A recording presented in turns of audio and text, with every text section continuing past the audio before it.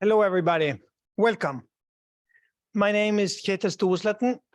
I am the director of the Heller-Hurwicz Economic Institute here at University of Minnesota.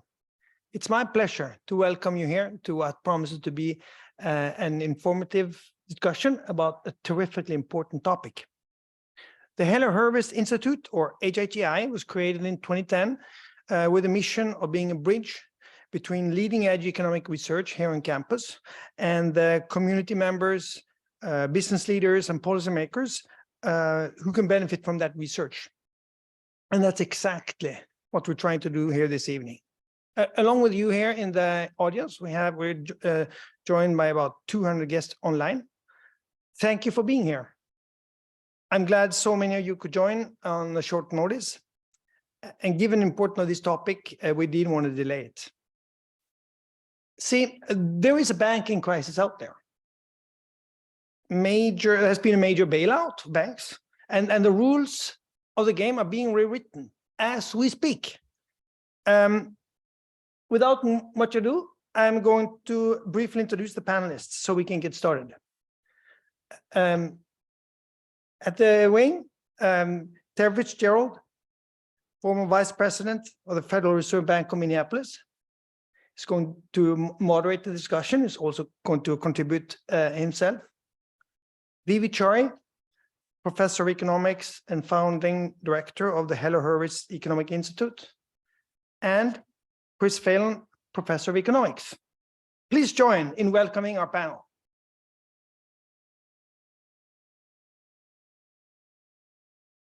Okay, I'll get it started. Is this okay? Okay, so coming into the month of March, I think there was a general consensus that the banking system was in fine shape. I think that was the view. There were some issues. Everyone knew there were some issues with rising interest rates, but it was generally viewed as resilient and in good shape. And the FDIC chairman gave a speech on March 7th, gave a talk basically making that point. By March 8th, Silicon Valley Bank, just a couple of days later, announces that it sold part of its bond portfolio for a loss of $1.8 billion. Was shoring up its balance sheet. That immediately led to a great deal of speculation on what the financial condition was of Silicon Valley Bank, and depositors immediately started flooding out. The next day, they lost $42 billion in deposits. On Friday, it was projected they were about to lose $100 billion of deposits, but they didn't get to that because they were closed down. By the time March 12th came around, by the time March 10th, the morning of March 10th, the federal regulators took control of Silicon Valley Bank. Okay, so that was the start. It was the second biggest bank failure in U.S. history. Okay, that led to more speculation, right? More speculation of which banks are similar to Silicon Valley Bank. Signature Bank comes online, and Signature Bank is getting a run on its deposits. Bank stock prices are falling everywhere. By March 12th, the regulators take control. So March 12th is a Sunday. So this is all happening fast now, right? So by Friday, they closed Silicon Valley Bank. March 12th, they're now taking control of Signature Bank. That's the third largest bank failure in U.S. history. Silicon Valley was the second largest bank failure in U.S. history. That happens on Sunday. Policymakers take two more steps on Sunday, besides taking control of the banks. The Federal Reserve, the Treasury Department, and the FDIC invoke a systemic risk exception, which allows them to basically guarantee the depositors, insured and uninsured depositors of both those banks. So they announced that those depositors will have full access to their money starting on Monday, March 13th. When the banks open on Monday, everybody's going to have access to their deposits. They also note that no losses from either bank failure will be borne by the taxpayer. Might come up in later discussion. The other big policy move was from the Federal Reserve. They announced they were going to set up an emergency lending program with the approval of the Treasury that's going to provide additional funding to eligible banks, provide more liquidity. So they created a facility called the Bank Term Funding Program, loans of up to 1 year to a wide set of financial institutions against Treasury, against collateral like Treasuries and MBSs. These are long-term assets that had seen a decline in their values. The key part of this program was that these assets would be valued at par and not at market value. So banks would be able to lend against these assets at par. The Treasury had to back that, because that's part of the way the Dodd-Frank works, is the Treasury backed that facility with $25 billion to cover any potential losses. That's what happened on March 13th, Monday. Regional banks get more trouble, particularly First Republic is seeing its stock price plunge. Depositors are pulling money out of regional banks. They're moving them to larger banks. We're seeing more and more flows of deposits.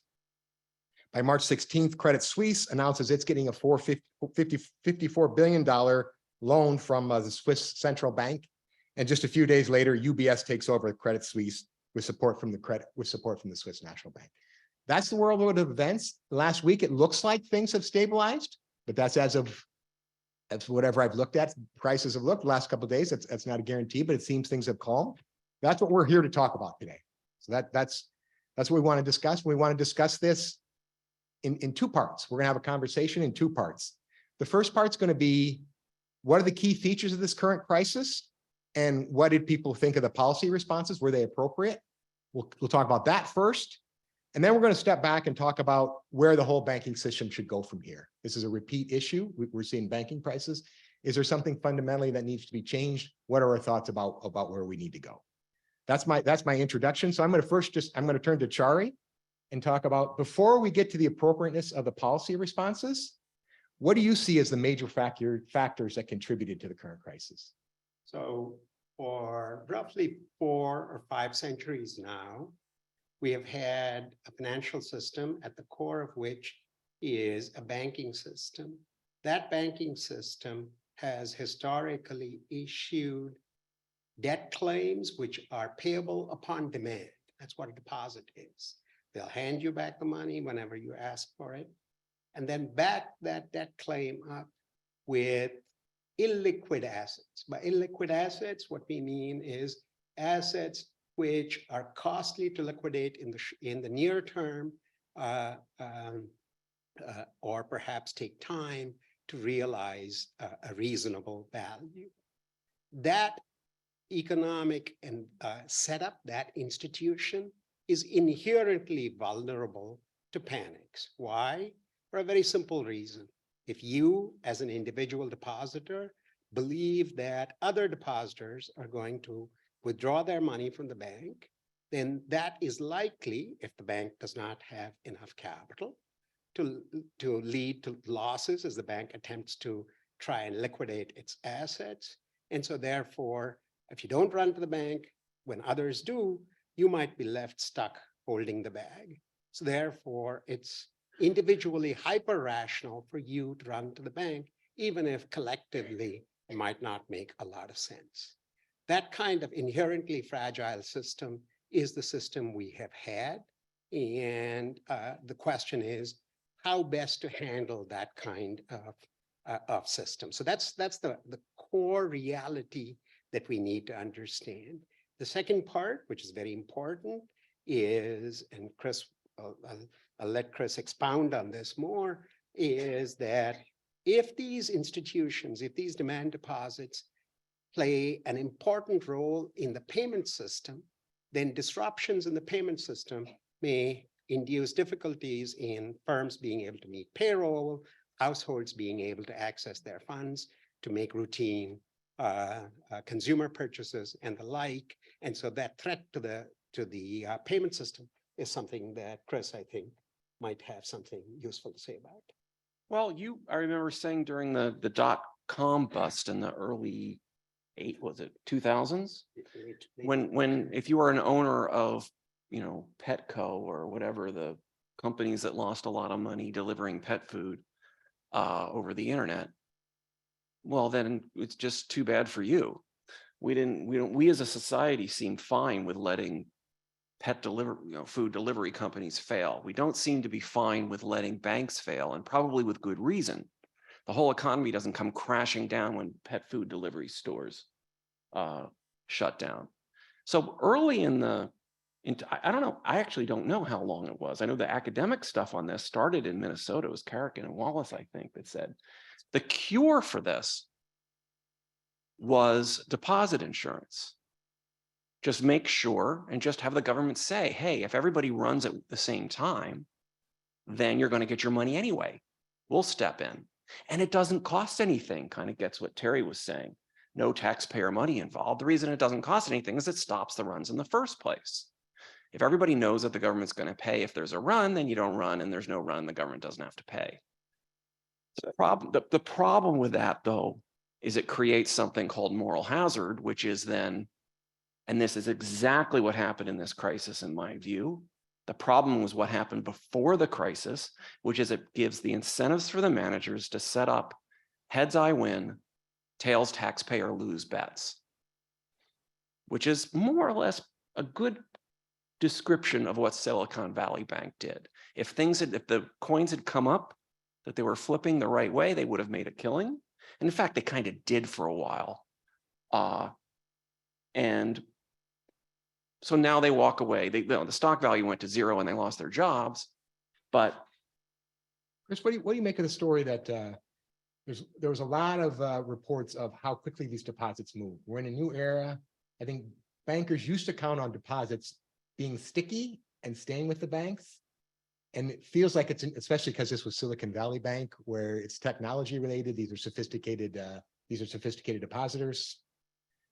They pull out quickly, and it feels like there's something new, a new dimension to these bank crises because the depositors can move so quickly now. I don't think that's true. I think people used to live within a mile of their bank, and they can walk pretty fast. Historically, these things have happened quickly in the past as well.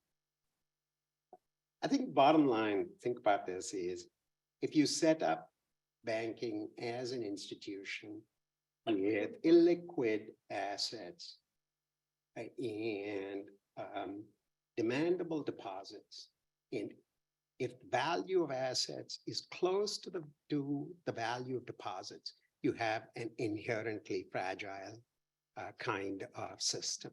That's lesson one. Lesson two that you learn from this and previous crises is that in the event of a bank run, in the event of a bank panic, almost invariably what happens is what I would describe as a regulatory panic. That is, the regulators are now concerned that the whole system is going to come apart, and therefore they intervene. Sometimes it's the right thing to do. We'll talk about whether in this particular instance it was the right thing to do, but set that aside. Sometimes it is the right thing to do. The problem, as Chris emphasized, is once you create a system like that, where regulators in the event of a bank run intervene, from the perspective of bank managers, shareholders, people who work in banks, the rational thing to do from their perspective is to take on lots of risk. That is, they have a socially sanctioned right to make profits for their shareholders. That's what the managers are supposed to do.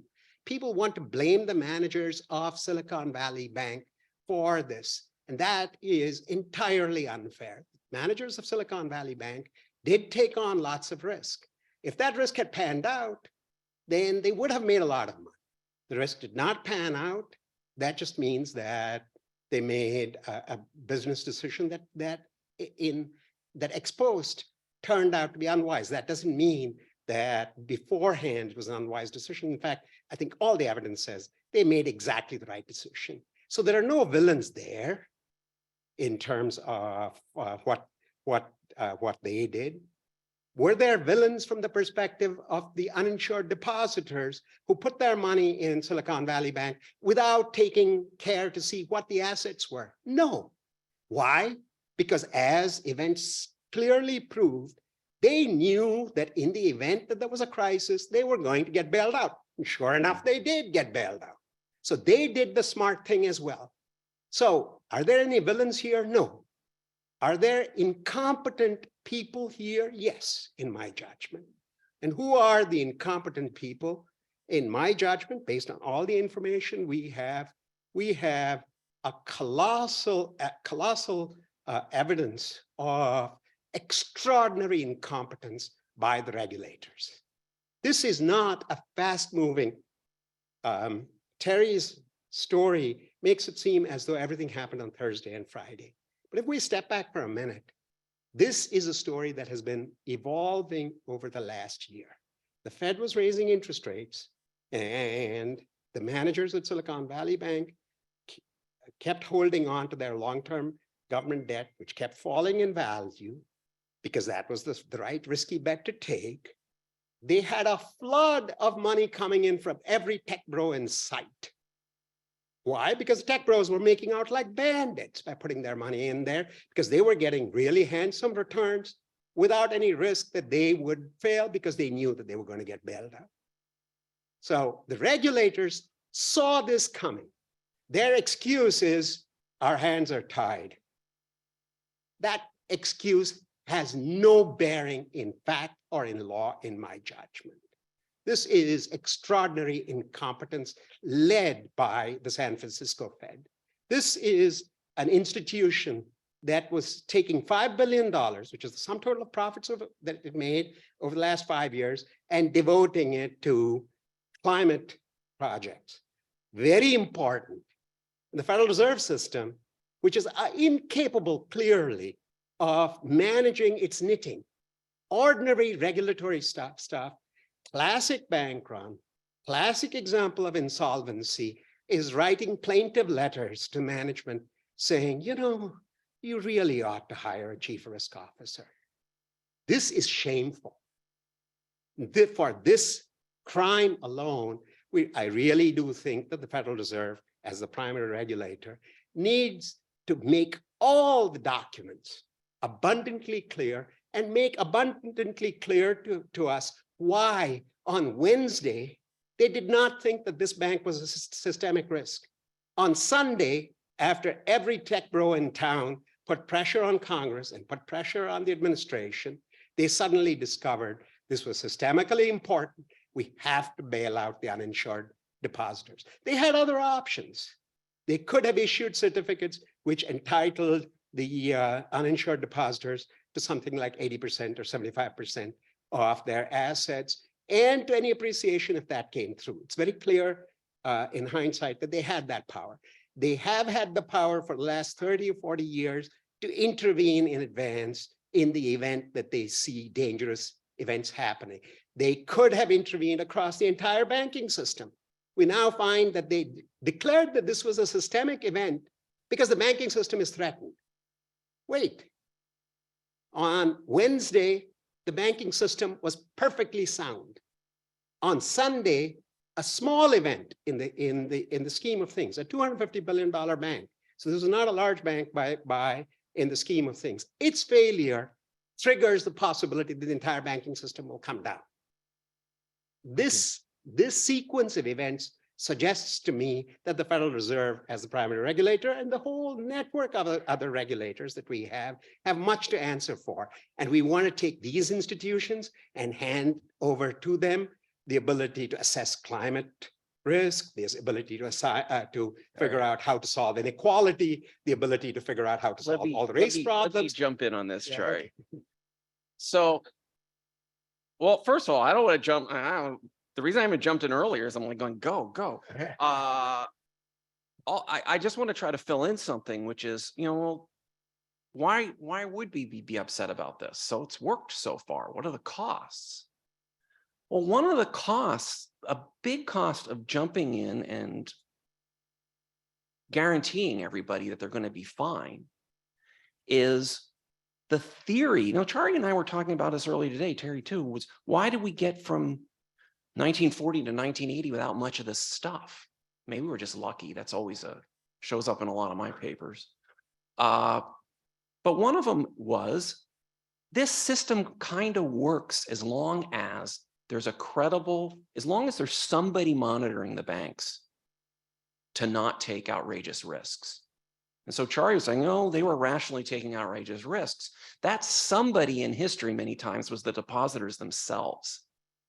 The depositors, and there's, you know, in the pre-World War I era, ordinary people were like, don't put your money in that bank. They're, you know, they're very risky. This bank, they're very sound where they put their money. That horse has left the barn. It is so far away from the barn, it isn't even funny now. There's no way we're ever going to be able to convince anyone for the next 20 or 30 years that putting your money in a US bank, you should look at what the managers are doing with that money, because if they lose that money, you might lose your deposit. No way. We'll come back to that. Everybody knows now, every deposit is guaranteed. And that was from this weekend. You know, that is from this weekend because they just guaranteed everything. You are not risking your money putting it any bank. The managers know that and will act accordingly. Okay, I'm going to put in a little bit of defense for the Federal Reserve. I mean, it's certainly right that the regulators missed this. I mean, that's absolutely right. You know, I know some of the people that do that work. It's not that they're buffoons. It's not that they don't have a clue what's going on. They were there. Vice Chair Barr, the supervision, was just testifying. He was in the news a lot the last couple of days. They didn't do anything. So, I mean, the bottom line is, these guys have a point. They were aware of what was going on, right? They were working within their traditional framework, which wasn't good enough, right? And they were giving them these warnings that didn't seem to amount much. They didn't have a time frame that they were supposed to respond to. So they knew about it. I think what I thought was encouraging in the Barr report, not so much in the headlines where he was largely pointing the finger at management, is there's a reflection that they had that information, but that didn't get translated to actionable things against Silicon Valley Bank. Nothing in the end came of it in time to do anything. Chari's point and Chris's point. So then what happened in the process? I think it's more, I think a part of the story is just the process. They collected that information. They knew this stuff was there, and they knew that the bank was not in good shape, and they were, giving them these orders to change it. They were supposed to be responding, but they didn't have a time frame. I don't know what happened at the highest levels, what that conversation was like, and why nothing more was done. And I think that's what the review needs to decide, is why was the Fed so ineffective here? Because in the end, the regulators didn't get the job done, and we regret that. I think what we had to do is figure out I don't think it's fundamentally they were just stupid. I think something broke down in the process, and we got to figure out what that was. And all they can try to do is do better. We're gonna talk at the end about the future, and maybe one of our best bets is not going to place all our chips in the hands of the regulators catching all this stuff, because I think that's going to be an impossible task for regulators to. If the incentives are all screwed up, as these guys indicated, it's going to be hard for the regulators to stay ahead of every one of these gambles and risks they take. So that's an attempt to kind of defend the Fed a little bit, guys. So let's move on. We talked a little bit about the policy response. Chris, do you want to say anything particular, either about the, we've already talked, I guess, about the bailing, So I'm just going to go on my, get in my pastor's, do my sermon. Compared to these guys, I'm more, well, Chari does everything, but my comparative advantage is not worrying about institutional detail and worrying about just the basics. And the more I think about the basics of banking and money and so forth, the more I come to the conclusion that none of this is necessary. It is possible to have a banking system that's stable. This is a societal choice to put up with this stuff. Now, the most recent Nobel Prize just went to two guys, Diamond and Dybvig. Bernanke was for something else, that tried to set up a theoretical justification for why banks are good. And I remember during the 2007-2008 financial crisis, having coffee at the Minneapolis Fed and saying, okay, fine, let's just take as given that these guys are right, that these are these theoretical societal gains from setting up banking this way. Not setting up banking. Banking is incredibly valuable, but setting up banking this way that you can have these runs. And because we can set up in ways that you don't. And I went, whatever those gains are, they better be pretty big, because we blow up the world every 20 years. But and that's a big cost. Let me push you, Chris, on the response. So this would be something that they'd say within the Fed. Academics over at the University of Minnesota, they can be theoretical. It's Friday. All this stuff's happened. You're not happy about it, but you're running the Fed. It's Friday, March 12th. This stuff's happening. Do you think now I'm going to put on my Chari hat. You think the Fed should have done anything? Should have intervened in the FDIC? Can I jump in? Absolutely. It's very important to understand this. On Friday, it's too late. I think in this particular instance, they did the wrong thing, but I can see a reasonable argument for why they should intervene, because they were worried about the fragility of about threats to the entire worldwide payment system. So there's a good case to do it for doing it that way.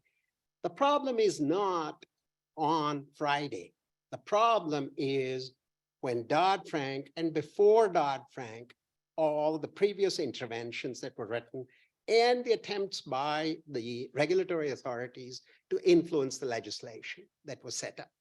And that's where they made, I think, an important mistake, an important framing mistake. This is just a plug for something important. Every HHEI event has been based on solid academic research. So the stuff that I'm going to be talking about is in a bunch of papers that Chris Phelan and I wrote from 2010 to 2013 in the wake of the last major banking crises. And pretty much everything that we wrote reads exactly right in practice. In the following sense, I know it sounds like I'm talking a lot about myself, but let me give you several examples. Talk about me too. We said the following. We said, when you frame the question as too big to fail, you've missed the point. The point is not too big to fail. The point is, what are the threats to the overall banking system? SVB was a medium-sized bank. We are vindicated. The problem, when you frame the problem as too big to fail, you're already in the wrong place. Okay. When you frame the problem as saying that banks engage in so-called maturity transformation, you have to ask yourself, what maturity transformation can you engage in government debt? And we said then that holding long-term government debt poses severe threats. And sure enough, that's what happened in Europe. And that's what's happened here, right? So it's not so much to say, it is to say, you should read our papers, but it's to make a slightly different point. When you frame the question differently, then you get, I think, closer to the right kind of response, right, on this. So asking, should I do anything different on Friday, is entirely the wrong question. To some extent, Larry Summers is right when he says, don't preach to me about moral hazard at this time. I say, okay, good. I won't preach to you about moral hazard on March 13th, but how about on March 30th? Can we talk about moral hazard today? Can we talk about what the system should look like? So if it is the case that the regulators under Dodd-Frank and under preceding regulation did not have the capacity or the ability to intervene in banks like SVB early, let's fix that. If the problem is that the banks are not holding adequate capital, that is a fixable problem. And in fact, Terry, you may want to talk about how the Minneapolis Fed, in the wake of the last crisis, came up with a concrete proposal. Require banks, all banks pretty much, to hold at least between 20 and 25% of their assets in the form of capital. That kind of policy would have gone a long way. The most important way that would have gone a long way is we've learned one important thing, which we emphasized early on, which has to be emphasized again. Do not rely on regulators to be able to spot detailed, appropriate interventions and intervene in the right timely way. Set up much broader systems which are resilient rather than require clever intervention by nimble policymakers. I'm sorry, they're not to be found. Okay, so we're going to move. So we're moving to where the system should go from here. So we've talked a little bit about the Minneapolis Fed plan. I mean, it is part of this. I'm glad Chari mentioned this long history. It's really joint between the Minneapolis Fed and the U. We've been talking about deposit insurance and these issues back to the 80s. As a graduate student here, we read these papers, and Art Rolnick at the Fed was heavily involved in talking about these issues of deposit insurance and reforming. They wrote the book. Gary Stern, the former president of the Minneapolis Fed, and Ron Feldman, who's first vice president there now, wrote a book about too big to fail and about these deposit issues. And now they have a plan. The latest version has been this plan in 2018. Exactly the point Chari made is the point I would make, was basically a lot more capital. Banks need to hold a lot more capital, 23.5% risk weighted. If they're systemically important, unless the Treasury Secretary says they're not systemically important, it's something like 38%. They have to hold a ton of capital. That would, they do a bunch of analysis that shows that would reduce the probability of bank runs tremendously. That's their plan. And I think part of that plan is just what Chari said. And what I was trying to argue about with the regulators is trying the point. It's hard to rely on regulators to catch all this. You got to beef up the capital to stop the run all along. So that's one plan. But I think Chris has another idea. I'm going to just try to put it this Okay. way. Having 10% capital means that if the value of your asset portfolio falls 9%, you're fine. If everybody rushes in and wants their money at the same time, you still got enough. If it drops 11%, you're not fine. That's what 10% capital means. So 25% means you can have that your assets fall 25%.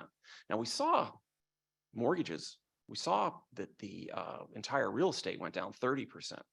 So why not 100? Just make it so that if you have everybody comes in at once, you can cover it.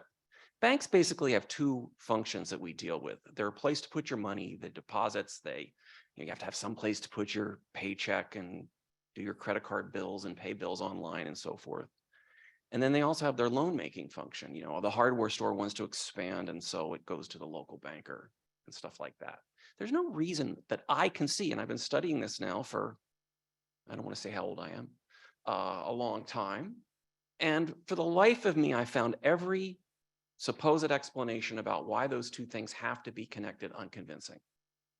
If there are gains from requiring that the hardware store get its money from a bank who got that money from a depositor, as opposed to the bank getting that money some other way, like by raising equity, I'm not convinced that that's absolutely necessary, that they get the money for the hardware store from depositors as opposed to getting it from a stock issuance. If you separate those two, there are no more runs. There is no more instability. And so my recommendation, and those two don't think, they're not as radical as me, is come on, guys. We've been doing this for 300 years. We know a way to stop it. Let's just stop it. Is there any examples? Anybody that kind of follows that kind of line of thinking around the world? But we actually don't allow it. I mean, people have tried, now that the Fed is paying interest on reserves, a business model would be to say, okay, fine, put your money in my bank.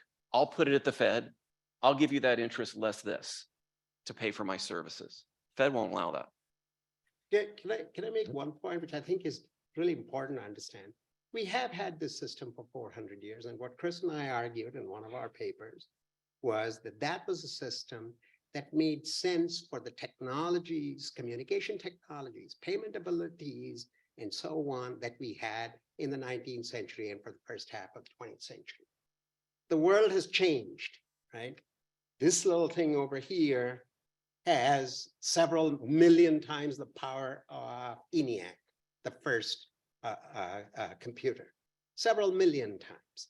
The world has changed, but what has happened is that an important part of that world has not changed. Why has it not changed? Partly it is guided by the dead hand of habit. Partly it is guided by the overweening, overarching stranglehold of the modern regulatory state that prevents innovations in the areas like banking that it regulates the most. So we are slaves to habit. We are slaves to the modern regulatory state. So Chris and I both think that we do need to make significant, important changes. There's some minor issues on which, is 23% or 38% going to be enough, or do we need to go to 100%? Those are, within the larger scope of things, relatively minor disagreements that academics often have. But the necessity of a fundamental rethinking of how we conduct our banking system, that is not something anybody should question. This is now the 15th, roughly this month is the 15th anniversary of Bear Stearns. Roughly this month, or if it's off by a month or two, is I think the 40th or 50th anniversary of Penn Central. We've been through repeated banking crises. How many times does this have to happen to us as a society before we wake up and say, enough is enough. Let us rethink our whole system and let us make important, deep, fundamental changes. That's the question we need to grapple with. And as long as we are too scared to make those changes, we will have to live with the slow death of capitalism. That's an extreme way of describing it, but it's not too extreme. Why do I say that? Because the more crises you have, as we've all three of us have argued, the right thing to do is to intervene. Every time you intervene, that means you're insuring all the debt. You're taking over all the debt. If you are the debt holder for the entire banking system, you better be the risk manager, the asset manager, the payments manager for that system. Otherwise, the people who run that system are going to destroy you and your finances. So inevitably, you are going to have to take over credit allocation. Great. Is that the future we want? And we are slow walking ourselves. I'm not saying it's going to happen next year, but we are slow walking ourselves into that destiny. I just want to say, credit allocation is the entire ballgame. I mean, there's nobody in the government that decides this company gets to get bigger, this company gets to get smaller, that town gets bigger, that town gets smaller. This is all, that's what the banking system does. So this is vitally important stuff. Okay, on that optimistic note, I think we're going to turn to questions from the audience. You guys paint their picture, but what's the problem? The Europeans, they thought all the solutions to have more capital in the banks. Perhaps they didn't go far enough. The Americans said, oh, we're going to rely on stress testing. To me, it seems that stress testing worked pretty well. So to a single bank that has been subject to stress testing, which is subject to a run now. So perhaps, rather than, rewriting capitalism, perhaps the solution is just to have stress tests for a lot more banks. Credit Suisse went through stress tests. Can I say one thing? It'll swear people I think are fundamentally wrong. On Sunday, March, what was it, 14th or whatever, the Treasury Secretary, along with the FDIC and everybody else, described what was happening as a systemic event. What did they mean by a systemic event? They did not mean by a systemic event that tiny little anchor bank down the street is threatened. No, they meant Wells Fargo, JP Morgan, and the greatest villain of them all, Citicorp, and so on. Those guys are threatened. Those are the guys who've gone through all the stress tests, remember? It is because they thought that those guys were threatened that they declared this to be a systemic event. They insured all uninsured deposits, and they went ahead and said, oh, you've got $100 of bonds in your portfolio that's now worth $80. We'll buy it for 101. That's how much we love you. And oh, of course, that's not a bailout. And those are all the things they've done precisely to protect those precious stress-tested banks. I want to say one more thing, which is that the economy seems to be endogenously doubling down each time. So I remember when long-term capital management had its thing, and the Fed did not directly intervene. They kind of got all the right people into the room and made them not leave until they saved long-term capital management. And does somebody remember the numbers? I thought it was like $20 million or something like that. It's like 1998 is the year. It was 1998 and it was like $20 million. And I thought that was a really big number. How quaint. $20 million is probably in this cushion right here compared to what we're talking about now. Okay, questions? Yeah, we have one there. Yeah, so with all of I see this. Maybe I don't even need a microphone. I see all this bailout as just foolish because it seems like it's masking other underlying problems.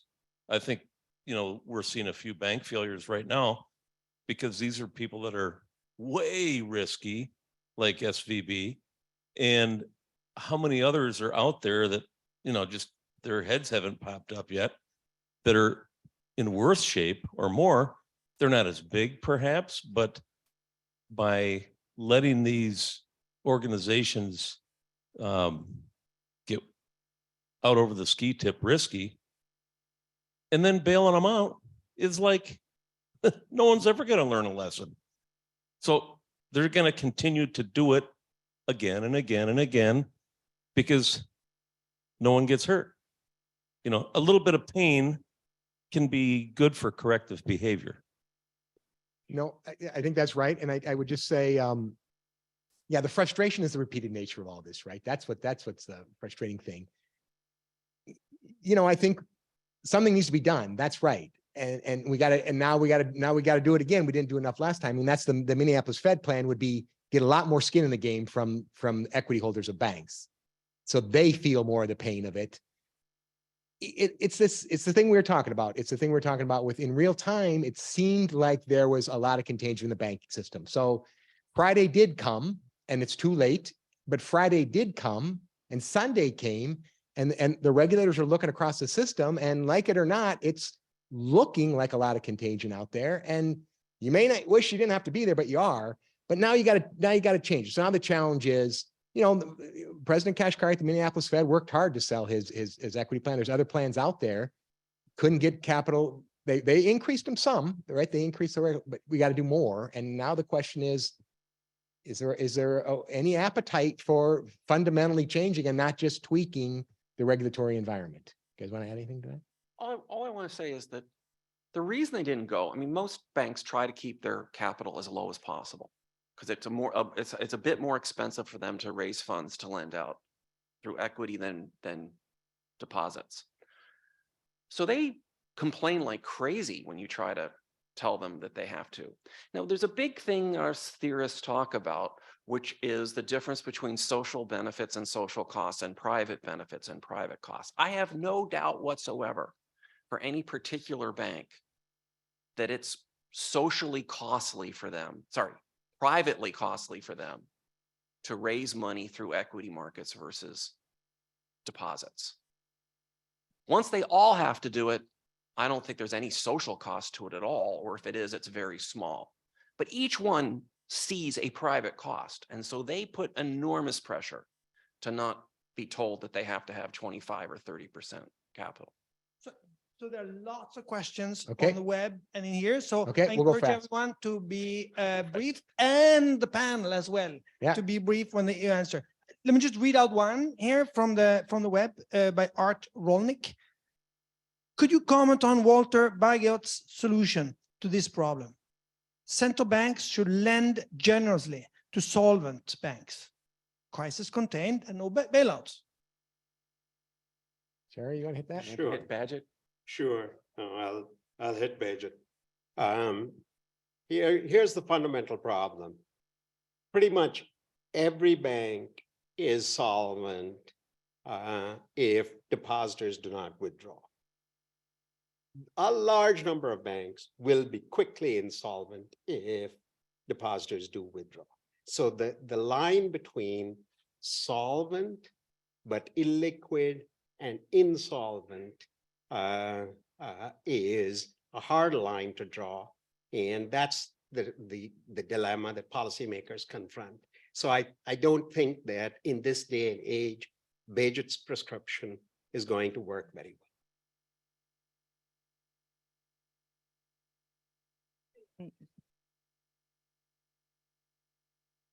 Okay. Question on increasing capital levels. If you can increase capital levels to 50%, the return on equity for that bank is now going to drop from 12% to 3%. How is that bank going to attract private capital into that institution? Because the alternative is not just other banks. The alternatives are other private enterprises, which are offering significantly higher ROEs. And then the second part of this question is related to the Islamic banking sector, which actually has accounts that are dedicated to specifically cash and then risk taking. And so depositors get to choose. Have you looked at that and the economic performance of systems that rely on Islamic banking as a model for the 100% deposits? Maybe I'll take on the first part, leave the Islamic banks to Chris. He's thought more about that than I have.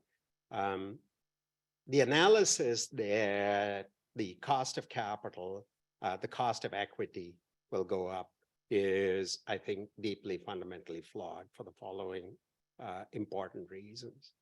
First, it is, as Chris was emphasizing, an analysis that is appropriate if you don't change the behavior of other banks. If you do change collective behavior, then the best calculations we have, and we've done some of those, and Anat Admati and Martin Hellwig have done others on this, says that for a bunch of reasons associated with the Modigliani-Miller theorem, the overall effect on the cost of capital is likely to be fairly small. The second thing that's very important to understand is that an important reason why the private cost of debt appears to be really low is because debt holders anticipate that in the event of a crisis, they are going to get bailed out. That gives them a private advantage and therefore allows them, in effect, to charge a lower interest rate. So the social cost of debt is several-fold what the private cost of debt is. Once you take that factor into account, and once you realize that once you raise the capital levels to a decent enough level, the likelihood of a bailout is sufficiently small, then, in fact, I think all of the calculations that I have seen suggest that the overall effect on the cost of capital in the economy is likely to be pretty small. I know what Just on you the wanna add Islamic to that. banking thing, all I'm gonna say is that if you get a bunch of people together, raise money so that they can all take a little bit of a bunch of risky loans. When they actually have to take on that risk, don't want to do it, those loans should probably not be made.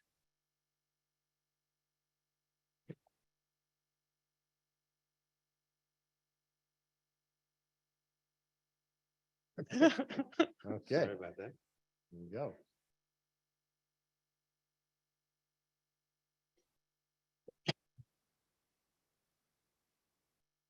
Charlie, did I hear you say early on that you thought that the Federal Reserve was distracted on environmental and social justice issues? No, I didn't. I didn't mean to say that. What I did mean to say is that there are important constituencies in Congress and elsewhere who want to entrust the Federal Reserve with lots of responsibilities in that area. Until they prove that they can handle their own knitting in terms of routine, ordinary. This is the most classic of all bank runs. This is Jimmy Stewart. It's a Wonderful Life brought to real life in San Francisco. We're seeing it visibly. Okay, if they can't handle a run like that, I doubt very much that they have the capacity to handle such a complex problem as assessing climate risk. That's all I meant to say. I'm very worried about their competence, not so much about whether it's a good idea or not. It's a bad idea given their current displayed level of competence. If they improve dramatically, of course, they may have to handle a bunch of other things. All right, let's take another question from the web. It's a question from Marco Bassetto. Every time we have a financial crisis, we talk about the need to have more capital. And I heard all of you mention that. At the same time, the tax system is designed to favor debt financing over capital, since interest payments are tax deductible for a business. Should we change that to better align incentives? You wanted short answers? Yeah. Yes. How about 2 more sentences, Chris? No, Mark, the questioner is completely right, which is we give a favorable tax treatment. Every time a factory has to be built and the factory owner doesn't have enough money to do it, somebody has to give them money to build it. And all debt versus equity is the arrangement on how I'm going to pay you back. Debt is if I have enough money to pay you back plus interest, you get paid back. If you don't, well, sorry. Equity is you get a fraction of whatever the factory builds. It's just a regulation of either way, you're going to give me some money to help me build my factory. It's just a question of how I'm going to pay you back. Why the tax system should say it's deductible if I pay you exactly this much if I can afford it and not if I can't. And it's not deductible if I give you a share of it because then you're an owner is insane and we should stop doing it. Every analysis of optimal efficient tax systems ends up concluding, and Marco knows this very well, he's an very important contributor to this literature, concludes that tax deductibility of interest payments often leads to very undesirable outcomes. Okay, I've got Okay, an observation I'd like to get your reaction to. Terry was talking earlier about, the Fed recognized the problem, but didn't do anything about it. And Chari talked about competence. I don't think that's the question. I think it's really simple. Bank supervisors don't have any skin in the game. And because they don't act when they should. And I'd like your reaction to that observation. I mean, Gary Stern knows as much about how we should think about bank regulation as anybody in this room. Certainly, he's thought about it almost as much as we have. So Gary, I think, is exactly right that setting up a system in which you rely on nimble, facile regulators who are going to quickly respond in exactly the right way to exactly move the levers in exactly the right way. We should stop dreaming. And so that's why we have to design robust systems that do not require detailed, clever regulatory intervention. You're going to set up any regulatory system. Of course, you need regulators. You need the regulators to monitor whether the regulatory system is being adhered to, and to detect violations and to step in when those violations occur. But we should not rely on them as being in the first line of defense. So I think Gary, you're exactly right. You cannot rely on them being the first line of defense. You have to rely upon other things like higher capital and so on as the primary defense. And then regulators are going to be absolutely needed to enforce those laws. So Gary's book, Too Big to Fail, was precisely about you need somebody with the skin in the game, which would be the depositors. And the problem when a bank gets too big to fail is that the depositors know that they no longer have skin in the game because their bank is too big to fail. It's not going to be allowed to fail, so why should I care about the risk taking of the managers? Chari and I have a quibble that it's not just large banks, so it's all banks, because even a bunch of mosquitoes can all act in the same direction. We have a paper. Yeah, it's a relatively minor point, but it's always the case of needing exactly what Gary just said. Somebody with skin in the game. We want it to be depositors, and like I said earlier in this, I think that horse is galloping down the road 10 miles from the barn right now. Nobody can credibly say we're not going to bail out depositors at this point. We need something different. You mentioned that for an individual bank, it would be very costly to go issue a lot of equity. But if all banks were to issue more equity at the same time, then it wouldn't be that costly, even privately for them. So why then do you think they are so opposed to higher capital ratios for the whole industry? No. It may not. Yeah, it may not affect the overall cost of capital, but certainly it will have the effect of shifting resources away from what you regard as banks to other financial institutions. That substitution will happen. And so therefore, if you are the manager of a nice large bank, you should anticipate that you will be the manager of a still large, but somewhat smaller bank. I'm not sure that they want to see that kind of change. So I don't blame them for lobbying against it. They're acting in their own self-interest, but doesn't mean that we should listen to them.